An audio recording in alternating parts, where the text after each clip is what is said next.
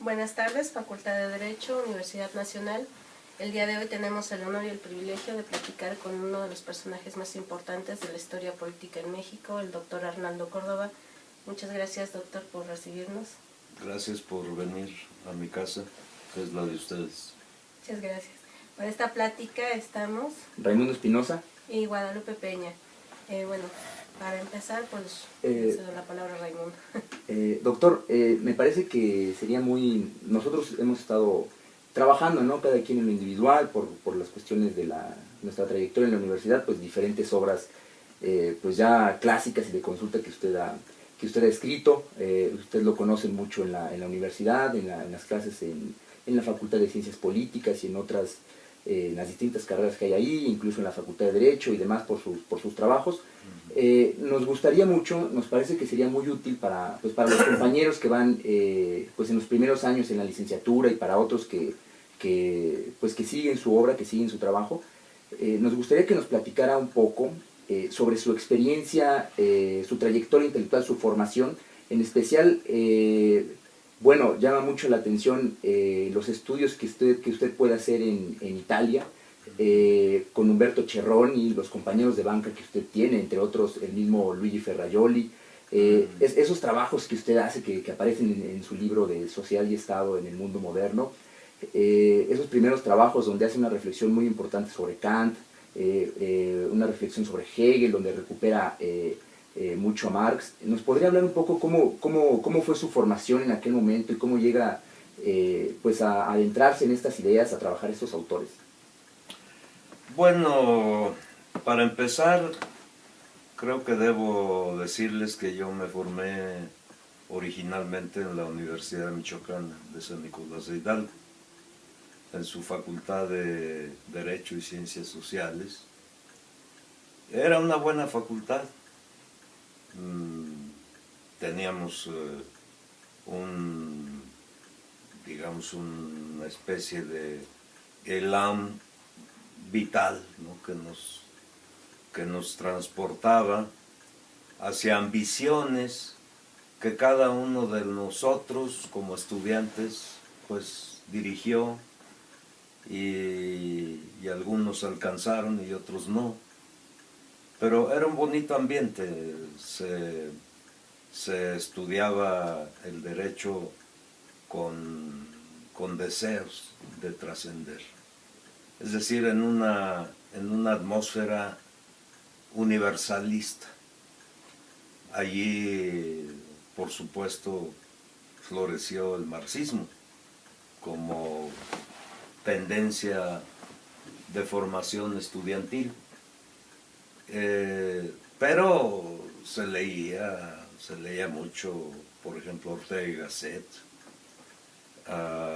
autores mexicanos que apreciábamos mucho, por ejemplo, Eduardo García Maínez, Ortega y Gasset, Luis Recasansiches, y otros grandes juristas nuestros que hicieron una enorme labor en el conectarnos, ¿verdad?, con la cultura jurídica europea.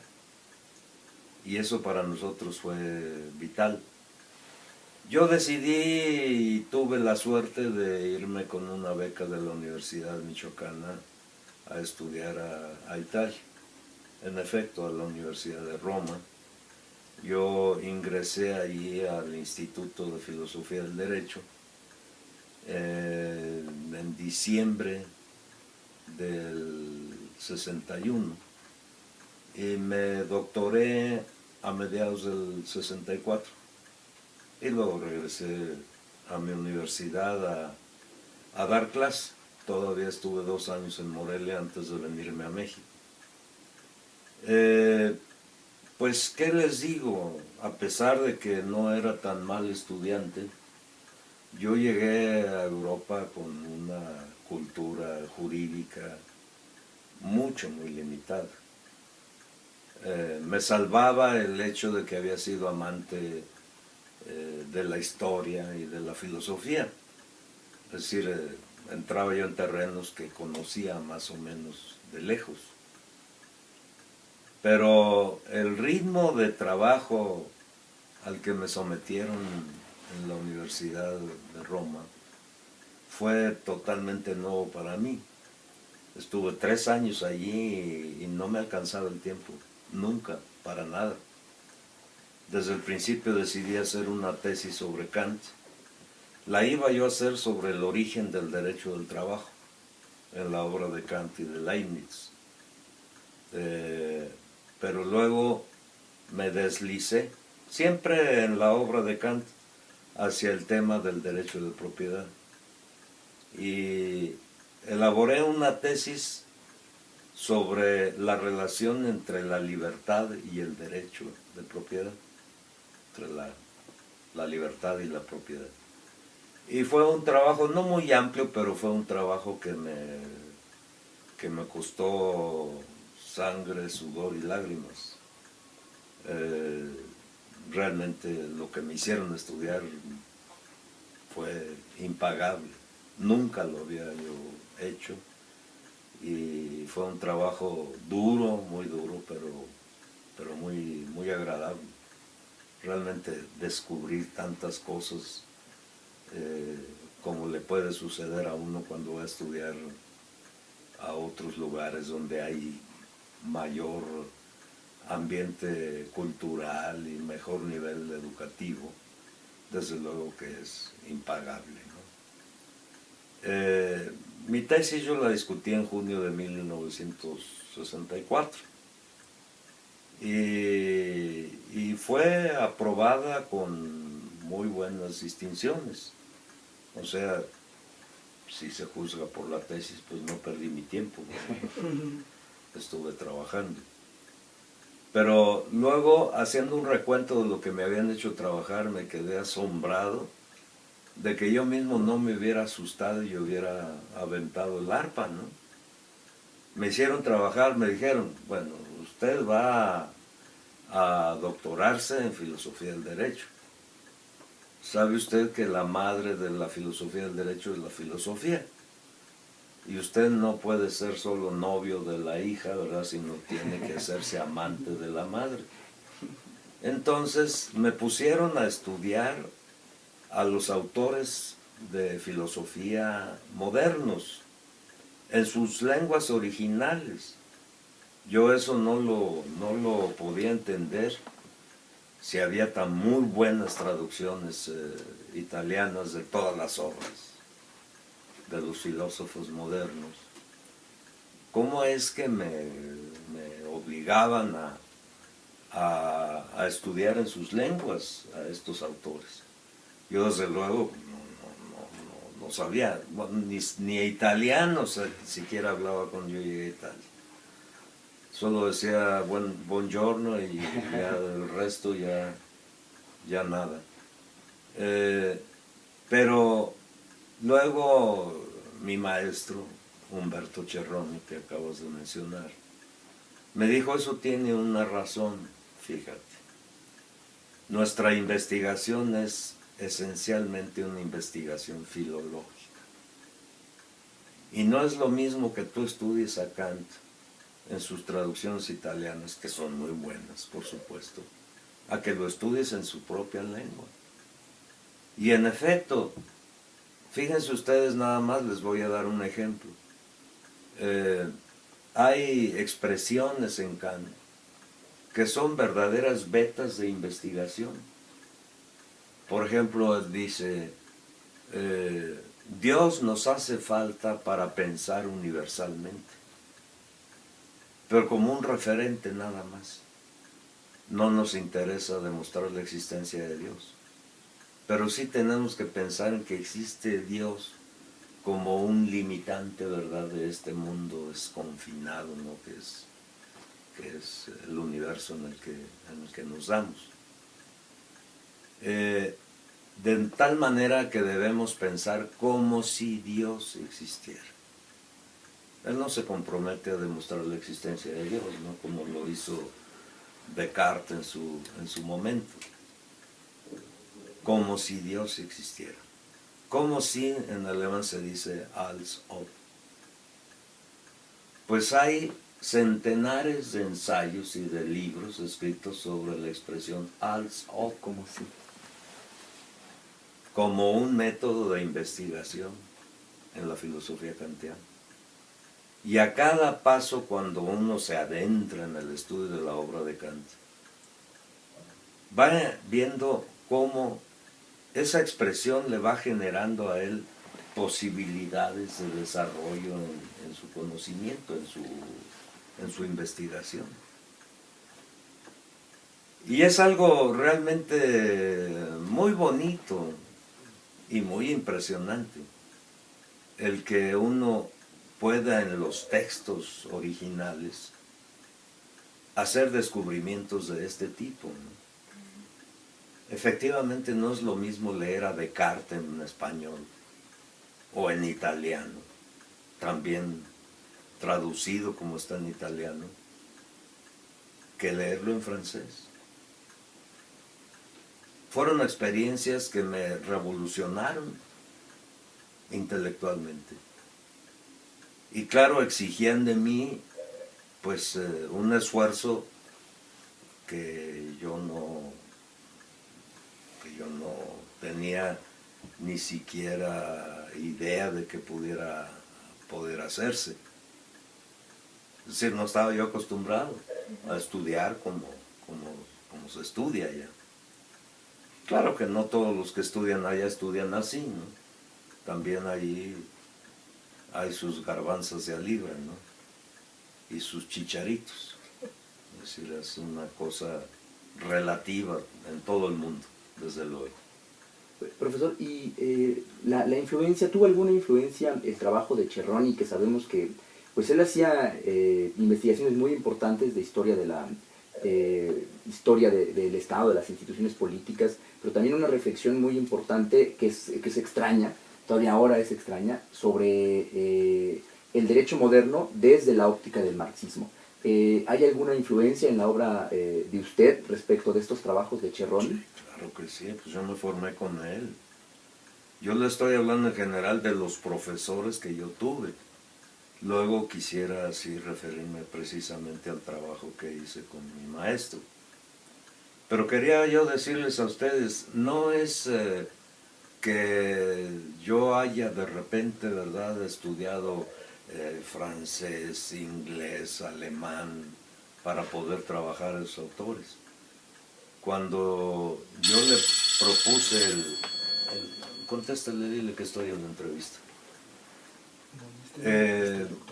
Cuando yo le propuse mi tema a mi director, que era el titular de la cátedra de Filosofía del Derecho, el profesor Vidar Cesarini Sforza, por ahí tengo sus obras, él me dijo, bien, hazte una bibliografía. ¿Cómo no?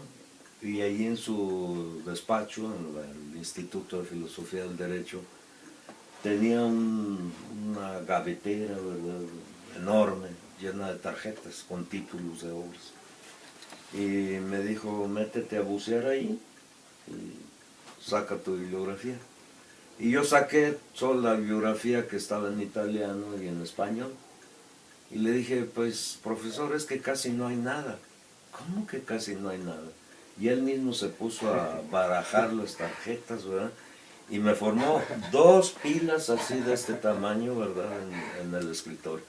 Mira, allí tienes bastante material. Y luego, junto al despacho estaba la biblioteca Giorgio del Vecchio, que había sido donada al instituto. Y ahí estaba en un librero así enorme la revista Kant Studien, Estudios sobre Kant. Es una revista que lleva ya, creo que 200 años de estarse publicando. O sea, todo un mundo ahí.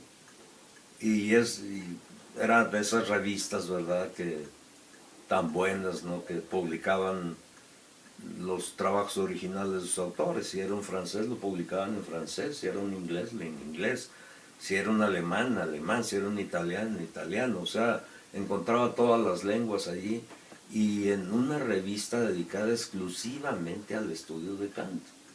Me dijo, ahí tienes, con esa revista vas a tener que vértelas. Allí hay mucho sobre la filosofía del derecho de Kant, tienes que compilar tu bibliografía también sobre esa revista. Y luego me enseñó otras revistas. Bueno, fue para mí como si el mundo se me abriera, ¿verdad? Y me fuera al abismo. Yo decía, pero profesor, yo no sé alemán. Y apenas manejo italiano, pues yo acababa de llegar a Italia. Un poco de inglés y de francés, los champurreo, ¿verdad? Como decimos en mi tierra. Pero yo no hablo alemán. Y me dijo, ¿pero quién te dijo que necesitas hablar alemán para leer alemán? Mira, y me enseñó otro estante, ¿verdad? Lleno de diccionarios. Ahí tienes. Usa los diccionarios. Todos los intelectuales de relieve han sido grandes lingüistas. Y no todos hablaban todas las lenguas, pero sí eran capaces de investigar en cualquier lengua, auxiliados con un diccionario. Mi maestro era miembro del Partido Comunista, entonces era un marxista. Y era tan leal marxista que se puso a estudiar ruso y se convirtió en uno de los estudiosos más importantes del derecho soviético. Hay varios libros de él sobre el derecho soviético escritos, por ahí tengo sus obras. Y luego quiso él dar una interpretación de Marx acerca del derecho. Yo al final de cuentas, después de haber leído sus obras, lo traduje, Marx y el derecho moderno lo traduje al español, yo estando allá. Yo no quedé tan convencido de que Marx tuviera una teoría del derecho. Sabía lo que era el derecho, pero así como tanto como para sacar de Marx una doctrina del derecho, una teoría del derecho, no se me hacía, no se me daba. Y yo se lo decía. Y él era muy pasional, entonces enojaba y me decía que no había entendido nada. Y bueno, fue una situación muy personal que de pasada voy a mencionar. Era muy joven él, tenía 36 años en esa época. Todavía no era maestro titular, no era profesor. Daba clase aquí y allá, donde quiera que podía, pero estaba todavía en perspectiva su promoción como profesor de la universidad. Entonces era un muchacho que tenía mucho tiempo y tuve una convivencia con él increíble, me veía con él todos los días. Íbamos a comer juntos, a tomar el café juntos, a los bares, a tomar el aperitivo juntos. En fin, yo estuve con él todo el tiempo acompañándolo. Y claro, fue una oportunidad de oro para mí, ¿verdad?, en mi formación. Me acuerdo cada vez que empezábamos a platicar, él me daba una clase sobre cualquier tema. Me decía, por ejemplo, cómo ha evolucionado la filosofía moderna del escolasticismo medieval hasta la filosofía individualista que toma como sujeto principal, ¿verdad?, de su trabajo el hombre pensante. Y me daba una cátedra, tomando el aperitivo o comiendo la pizza, ¿no?, como dicen los romanos. En fin, tuve mucha suerte. Y muchas cosas, claro, que las tomé de él. Muchos de los conceptos que yo trabajo en esos primeros ensayos que están en Sociedad y Estado en el Mundo Moderno, están directamente enlazados con la obra de Cherrón. Pero hay cosas en las cuales yo fui más radical. Él, por ejemplo, decía que no podía llamarse Estado al Imperio Romano. Y yo radicalicé la cosa hasta postular, ¿verdad?, que el Estado es solamente el Estado moderno y que las demás formaciones sociales tienen otras formas de dominación, pero no estados. Se necesita la política para conformar un Estado como el que tenemos ahora. Y la política fue invención de Maquiavelo. Maquiavelo en 1527 publica El Príncipe. Sus trabajos sobre la primera década de Tito Livio él nunca los publicó. Se publicaron después. Pero Maquiavelo es el primero que abre la perspectiva a una organización que se coloca por encima de la sociedad y que la domina y la administra, el Estado. Eso no se ve en otras épocas. Hay un autor francés, un constitucionalista, Maurice Oriou, ustedes deben conocer, por ahí lo tengo, que comienza su libro sobre derecho público diciendo que no hay Estado hasta que la propiedad no se ha separado del poder político. Si ustedes ven, la propiedad medieval es una propiedad que da dominio, da poder. Es decir, el señor en su tierra es señor en todos los sentidos. Y él decide qué es derecho y decide qué es justicia. En el derecho romano, la existencia de la esclavitud es un dato fundamental para afirmar que allí no hay ciudadanos realmente. La ciudadanía romana es muy famosa, sí, pero es la ciudadanía de una minoría, unos cuantos, los hombres libres. El Senado era la institución de la aristocracia, pero ¿saben cuál es el nombre oficial del Senado en Roma? Senatus Populusque Romanus, Senado del pueblo romano. ¿Y quién era el pueblo romano? Los señores, los dueños de la tierra, los dueños de los esclavos. Y en Grecia igual. Hay ciudades en Grecia como Corinto que tenían 400,000 habitantes y 380,000 esclavos. Corinto es la ciudad de Grecia que más esclavos tuvo. Bueno, pues imagínense ustedes. Entonces, claro, todo esto me llevó a un trabajo que yo continué después en México. Cuando fui a la Universidad de Morelia a dar clase, realmente me topé con una barrera increíble, ¿verdad?, de atraso, de intolerancia y de falta de voluntad para aprovechar lo que yo había hecho. Es decir, me sabotearon mis propios paisanos, ¿no? No me daban, en primer lugar no me dieron un puesto de trabajo como el que tenían todos los demás profesores. Inventaron un tipo de contrato nada más para pagarme menos que a los demás. Ya se había instituido ahí el profesorado de carrera, lo instituyó Eli de Gortari cuando fue rector de la Universidad de Michoacán a principios de los 60. De manera que cuando yo llegué ya estaba el doctorado de carrera, pero a mí no me lo quisieron dar. No obstante que yo le había costado a la universidad. Sí, la universidad me había pagado mis estudios. No todo, casi año y medio me la pasé yo allá sirviéndome de otras ayudas porque la beca se me terminó. Bueno, esa es otra historia. Pero realmente yo no encontré posibilidades en la Universidad de Michoacán. Había recibido 2 golpes. Una, la caída de Gortari, que culminó en una ocupación militar de la universidad.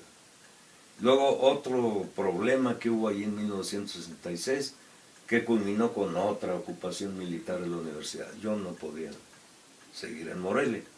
Aparte, pues me había casado con una muchacha italiana que era arqueóloga, doctora en letras clásicas, y ella cuando fue a Morelia, yo la llevé a Morelia, me dijo, pues qué bonita ciudad, pero yo aquí, ¿qué voy a hacer? No había nada. Las bibliotecas, pues claro, estaba la biblioteca del Seminario Tridentino de Morelia, que había pasado a formar la biblioteca de la Universidad Michoacana, obras del siglo XVI, del siglo XVII, del siglo XVIII, en latín, algunas en griego. Y ella me decía, imagínate, de 1900 a la fecha se han publicado algo así como 35,000 libros y ensayos sobre arqueología y filología clásica. ¿Qué voy a hacer yo aquí? ¿Tú me vas a comprar esos libros? Entonces, pues claro, tuvimos que venirnos a México. Y esa ya es otra historia. Al ser usted el primer doctor en ciencia política en el país, Sí, fui el primero.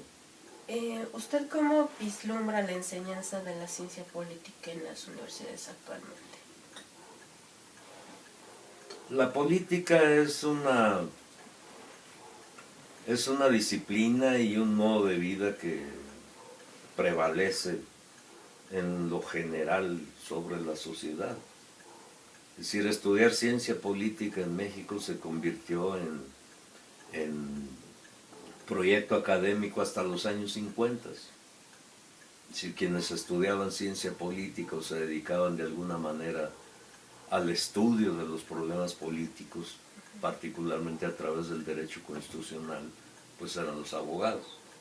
Entonces, los abogados fueron los iniciadores de todas las carreras universitarias, ¿no? Filosofía, hasta corte y confección, ¿no? Los abogados daban para todo. Y eran muy buenos, ¿no? Nuestros grandes filósofos eran abogados, José Vasconcelos, Antonio Caso, en fin, y otros que venían de otras disciplinas. Samuel Ramos era médico, él estudió medicina. Es un michoacano ilustre, Samuel Ramos. Bueno, llegamos tarde al estudio de la ciencia política, académicamente.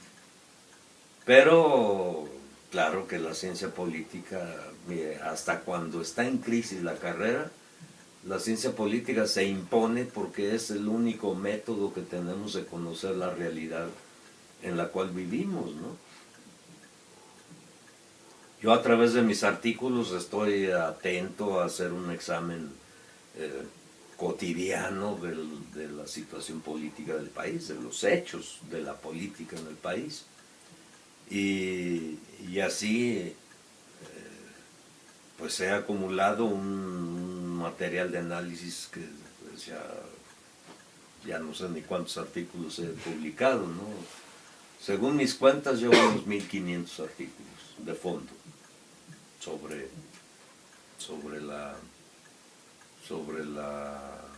la materia de la que yo me he ocupado. Ahora, tuve la suerte de haber estudiado Derecho. Yo, como muchos que estudiaron Derecho, me sentí decepcionado de la carrera. Yo ya no lo vuelvo a hacer, ¿no? Pero cuando llegué a Roma y estudié Filosofía del Derecho, bueno, me convertí en una especie de fanático, de nuevo fanático del derecho. Para mí los problemas de la ciencia política no se pueden resolver con métodos empíricos, ¿verdad?, como los que usan los politicólogos, sino precisamente con los materiales que nos da el derecho. Entonces yo volví a mi carrera, volví a mis estudios originales, ¿no? Bueno, incluso incursioné en la academia, en la Facultad de Derecho fui maestro de Derecho Constitucional y de Teoría del Estado. Tengo la ventaja de haber estudiado Derecho porque muchos politicólogos no tienen esa ventaja. Entonces hay muchos problemas que no entienden. Por ejemplo, cuando se empieza a discutir el tema de las reformas estructurales, muy en boga hoy en día, pocos de ellos se dan cuenta de que no son nada más decisiones políticas así del momento, sino que entrañan, ¿verdad?, un proyecto de reforma del régimen constitucional mexicano. Precisamente mi próximo artículo lo voy a dedicar a eso. Es decir, con la mano bajita, Peña Nieto lo que está proponiendo es reformar la Constitución. Sí, dice, hay que cumplirla, pero si no la cumplen, ese es el problema. Los juristas que son muy conservadores respecto del tema de la reforma de la Constitución, prefieren que la Constitución siga como está, que se cumpla, es el lema de los juristas. Todos dicen lo mismo. Burgoa, Fixamudio, Jorge Carpizo, es decir, todos nuestros constitucionalistas dicen lo mismo. Y cuando proponen reformas que son de maquillaje. Por ejemplo, Diego Valadez. Diego Valadez alcanza la puntada de proponer gobierno de gabinete en un régimen presidencialista. Pues está bien, es una propuesta y que debería ser escuchada. Que el presidente forme su gabinete con aprobación del Congreso, me parece excelente. Es decir, es una propuesta que yo he apoyado. Ahora, cuando se le dice a Valadez, hay que reformar la Constitución, dice, cuidado. O Carpizo no quería que la Constitución se reformara. La última entrevista que le publicaron, aquella de Enfoque, Carpizo dijo, no nos metamos con la reforma de la Constitución porque vamos a tener el peligro aquí inminente, ¿verdad?, de que las instituciones más avanzadas desaparezcan. Bueno, ahora yo como politicólogo les digo a los juristas, pero que no se dan cuenta de que la Constitución está siendo desbaratada en los hechos por políticos, ¿verdad?, que no la respetan. ¿Cuál fue la técnica de Calderón y de Fox? Promulgar leyes, ¿verdad?, que iban en contra de la Constitución. Pero la Constitución no se tocaba. Ahora Peña Nieto lo que está proponiendo es reformar la Constitución. Y viene con el propósito de reformar la Constitución. ¿Qué dicen nuestros juristas de eso? Les da miedo, les da pavor porque no saben a dónde se van a llevar las cosas. ¿Y qué dicen los politicólogos tradicionales? Pues no saben ni de qué se trata. Entonces, el tema de la Constitución se está convirtiendo en un tema de la lucha política, ¿no? Entonces, para todo eso da la ciencia política. La ciencia política abarca desde la historia hasta el derecho. En mis clases de Derecho Constitucional, lo dije ayer ahí en el Congreso, en la Cámara de Diputados, los muchachos a veces se quedaban atónitos, ¿verdad?, cuando yo les decía, el derecho constitucional no es derecho, es una ciencia política. ¿Cómo? Y tenía que explicarles, ¿verdad?, por qué el derecho constitucional no es derecho. El derecho constitucional es una ciencia política de pactos. Todas las normas constitucionales, todas las normas del derecho, todas son fruto de un pacto. ¿Cómo se aprueban las leyes? A ver, dímelo tú. A través del proceso legislativo ¿Y quiénes lo hacen? Lo tienen que hacer los legisladores, ¿no? ¿Y qué son los legisladores?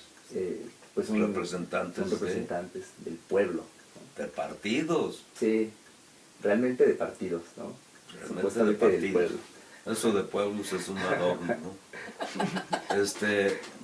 Ellos plantean las reformas o se las plantean a las leyes o plantean nuevas leyes y se ponen de acuerdo.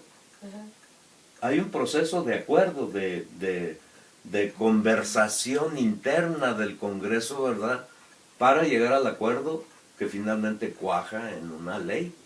Las leyes así nacen. Y de eso no se dan cuenta los juristas parece que las leyes las hiciera Dios, ¿verdad? Y luego ya nos llegaran hechas y completas, ¿no? No, las leyes se hacen así, en ese vulgarcísimo proceso legislativo, ¿verdad?, que observamos en nuestro pobrísimo Congreso de la Unión, ¿no? Pues creo que les he platicado. Profesor, Pero sigan. ahora que usted menciona, ¿no? Esto de la perspectiva que tiene el jurista que solo está metido que solamente tiene esta formación, parece unilateral, ¿no? Muy cerrada, pero por el otro lado, nosotros vemos a quien estudia ciencia política, al politicólogo, parece que también tiene sus límites, ¿no? Usted ahora nos está hablando de pues lo importante que es pues el intercambio y esta combinación, ¿no? Eso me recuerda los trabajos que usted ha hecho sobre la formación del poder político en México, o su libro sobre la ideología de la Revolución Mexicana. Son libros ya pues celebérrimos, ¿no? Y que seguramente pues van a seguir siendo leídos muchos años, ¿no? Porque explican muy bien una parte de la historia de nuestro país. Ahí queda muy claro esto que ahora nos platica, ¿no? Usted llega a ciertas profundidades, sostiene argumentos a los que otros autores no pueden llegar, precisamente porque tienen estas limitaciones. No pueden llegar. Sí. Hay limitaciones en todos lados. Yo soy fruto de una interdisciplinariedad, ¿verdad?, evidente. Vengo del derecho, me formé como historiador. Sí, no me formé, me hice yo a la trompatalega, como se diga, pero así me hice. Me metí en la filosofía, es decir, yo soy fruto de muchas disciplinas. Y mis posibilidades de investigación son precisamente fruto de esa interdisciplinariedad, ¿verdad?, de la que les hablo. Es decir, ¿cuál es el problema de los politicólogos, los cientistas sociales, ¿verdad?, como se les llama? Pues el problema de los politicólogos es precisamente el modo empirista, ¿verdad?, en el que son formados. Ellos creen que los hechos políticos, por ejemplo, son hechos que se dan así, también como si Dios los hubiera bajado a la tierra, ¿verdad? Y hay que estudiarlos así como se nos presentan. Y no tienen idea de todo el contexto político, jurídico, ¿verdad?, que envuelve a esos hechos que se dan en la sociedad y que hay que estudiar precisamente en relación con ese contexto. Entonces, ¿qué es lo que le pasa a los juristas? Pues lo que sabemos, ¿no? Que se encierran en sus torres de Babel, ¿verdad?, y hablan miles de lenguas, ¿verdad?, que tienen que ver solamente con la norma, y la norma es un fetiche, pues, que obnubila, ¿sí?, la mente del jurista. ¿Qué pasó cuál fue el reproche que le hice al ministro que falló que elaboró el dictamen en contra del SME? Que no sabe filosofía del derecho. No tiene idea de lo que es la justicia. El problema de la facultad de Derecho, yo se los dije cuando estuve allí, es que ponen a la corona de la carrera, ¿verdad?, la ponen al final.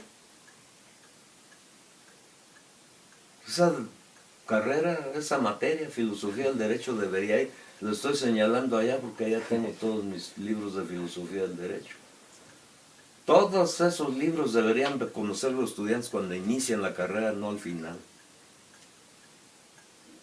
La filosofía es una ciencia de formación metodológica.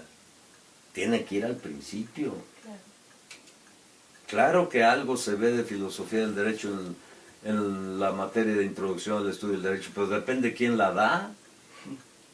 Por ejemplo, García Máinez, qué barbaridad, era un lujo escuchar a García Máinez.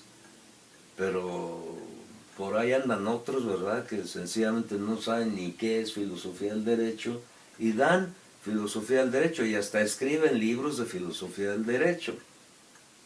pero realmente la filosofía hay que enseñársela al estudiante cuando se empieza la carrera.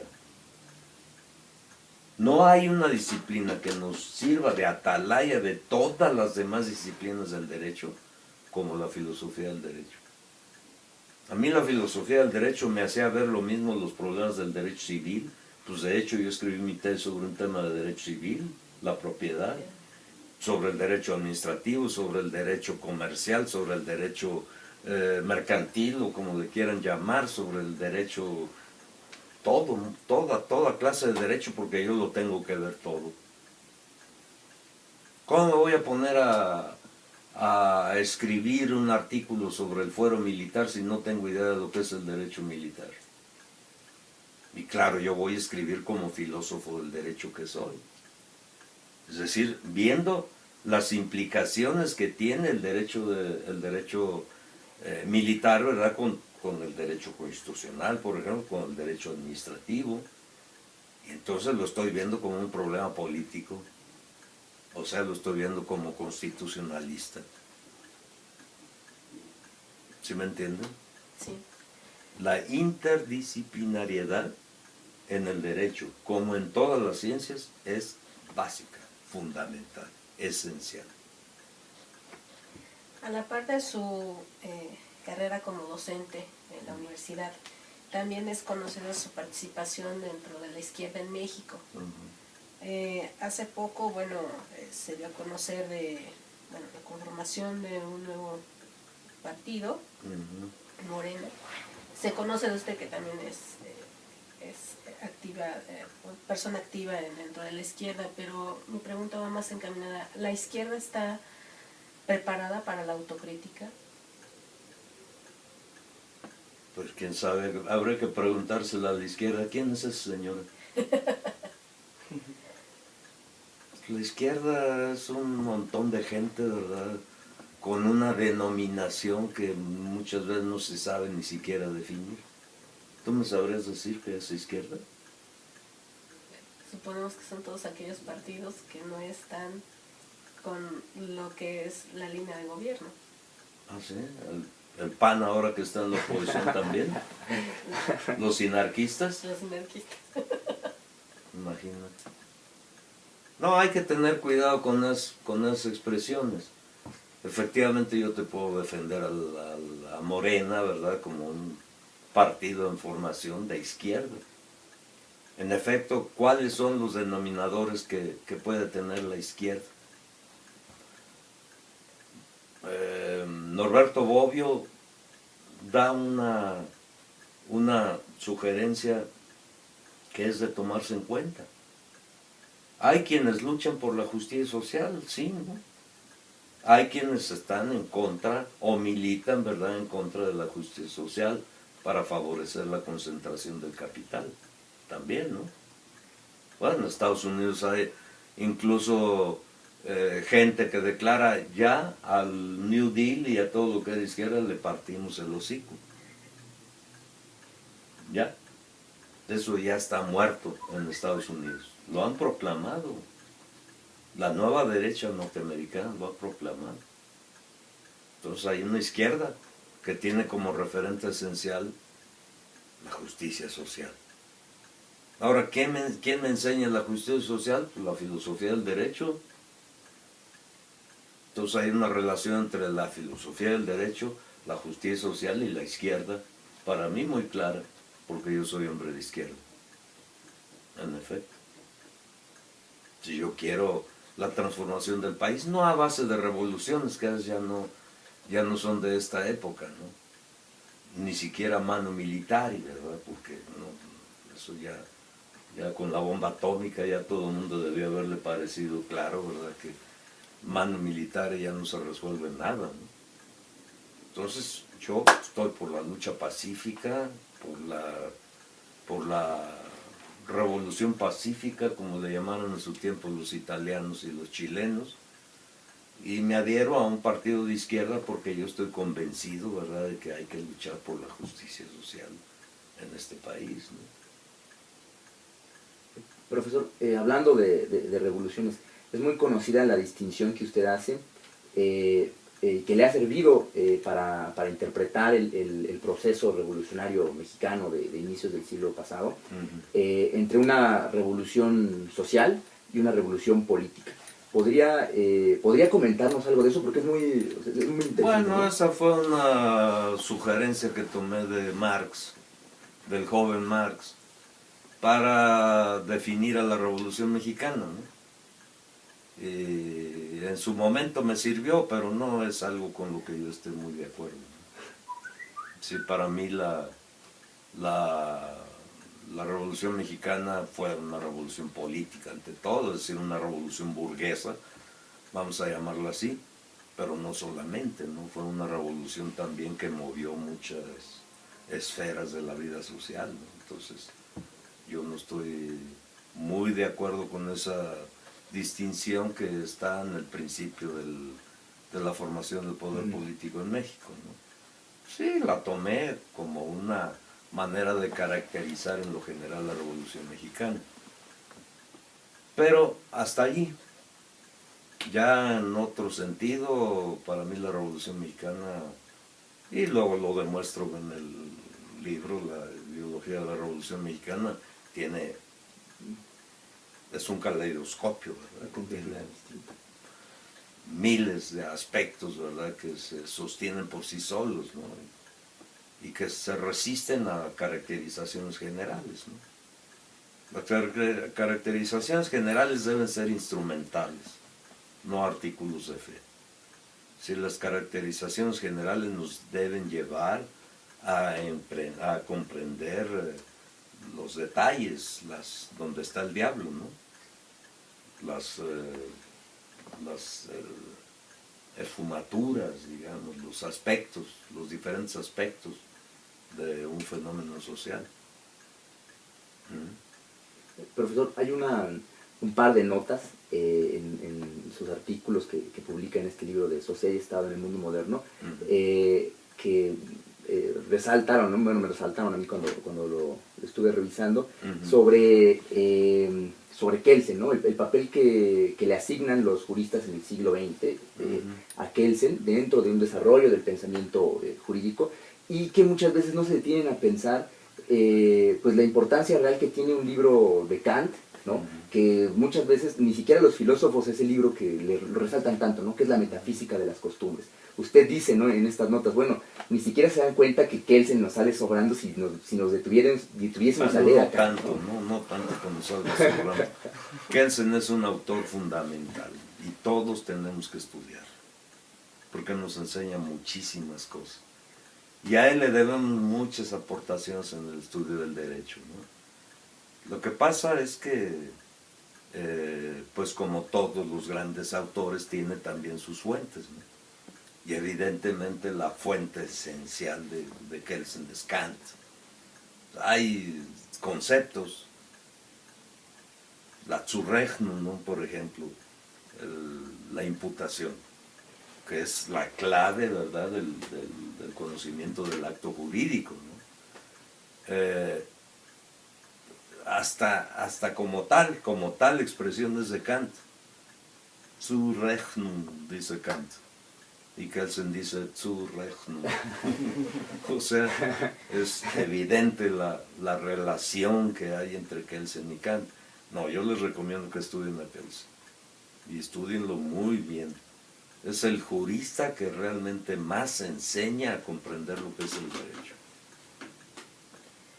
Ok, pues le queremos agradecer el tiempo, la disposición, el que nos haya recibido aquí en su despacho. Un lujo realmente. Y pues son bueno, muy puntuales, llegaron puntuales y se van puntuales. Perfecto.